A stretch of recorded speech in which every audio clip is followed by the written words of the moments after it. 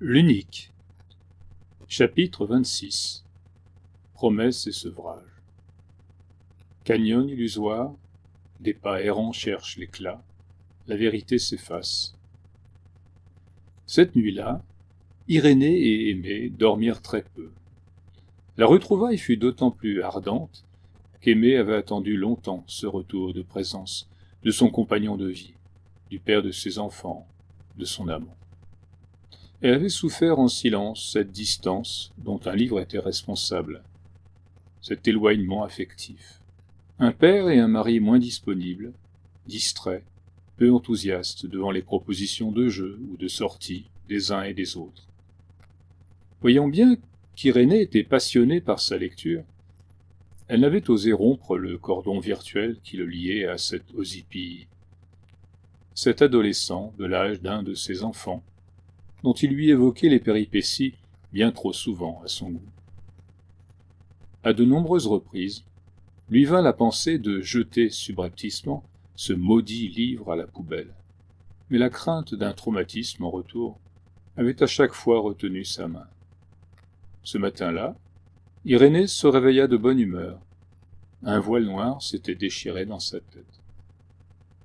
Il étonna ses enfants d'un entrain qu'on ne lui avait pas vu depuis longtemps, proposant une sortie en montagne, celle-là même qu'il avait repoussée sans motif le jour précédent d'un distrait « pas envie ».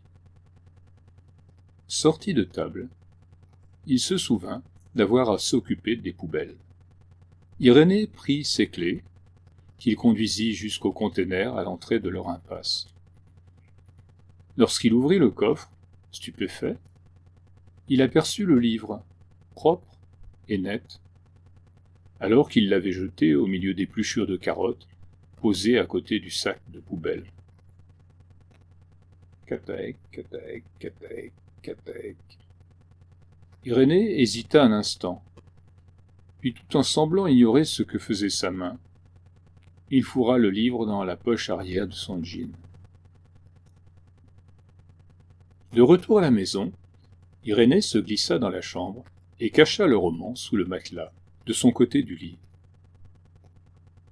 Ce n'est qu'après avoir laissé passer une semaine pleine, et s'étant juré qu'il ne se laisserait plus absorber autant par l'histoire d'Ozypie, qu'il se remit à sa lecture.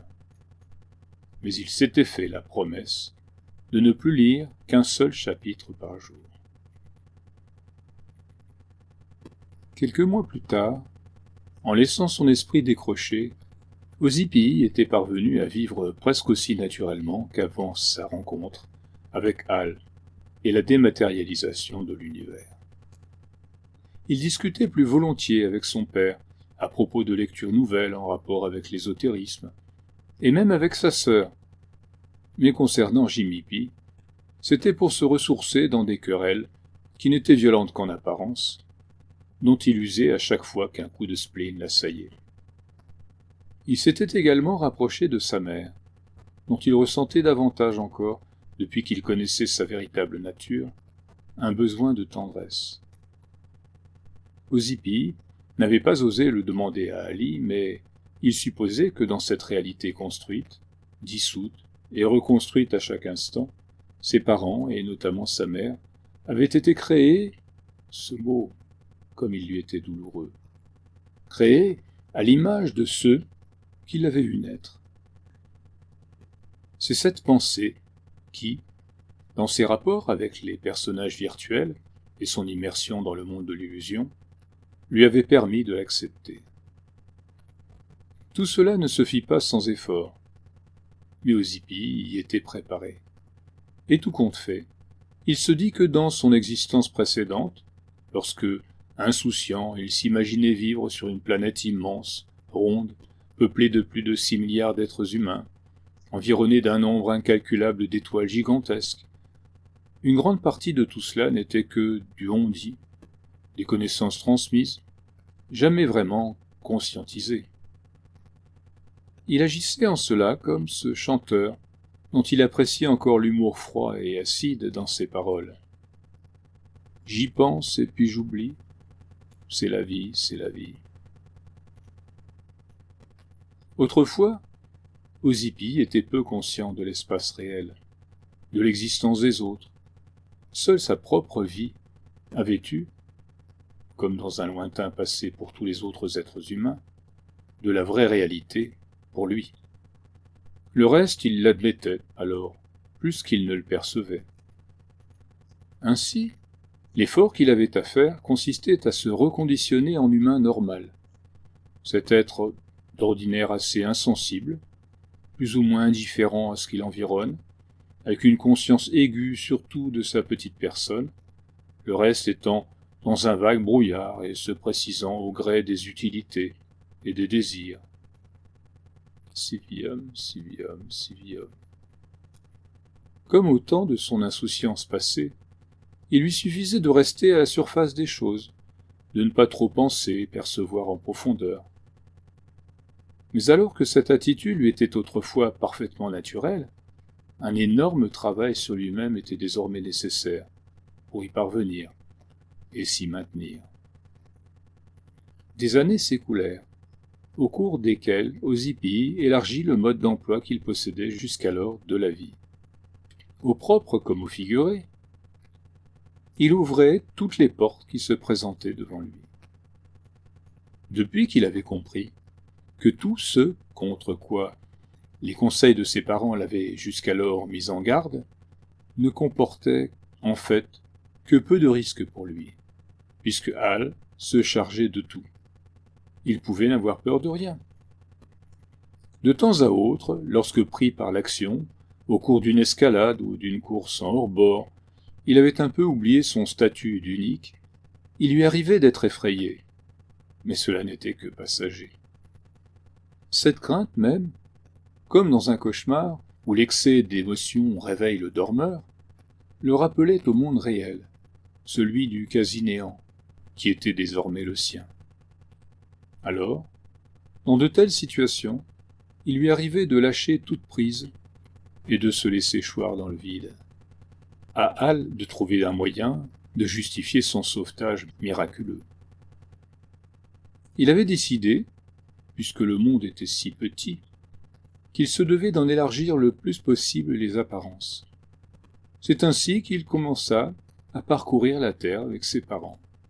Tout d'abord, il leur suggéra de découvrir la fédération de pays qui se trouvait à l'ouest, de l'autre côté de l'océan.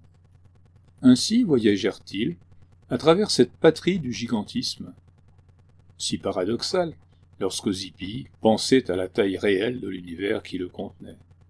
Il parcourut d'immenses canyons, sans parvenir à oublier tout à fait que ses proportions démesurées étaient compensées en réalité par une finesse extrême dans la couche de matière qu'Hal gérait pour parvenir à cet effet. Celui-ci n'avait pas eu besoin de lui expliquer cette économie fine des derniers kilogrammes de matière dense dont était désormais constitué l'univers.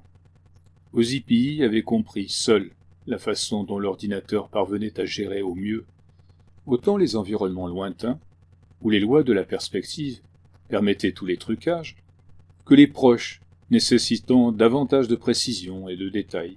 Il avait d'ailleurs deviné, avant qu'Hal ne le lui dise, que ces 140 ultimes kilogrammes de matière étaient ceux du corps de ses parents, qui s'étaient sacrifiés, afin de recréer un monde pour lui, leur enfant, dernier être dans l'univers.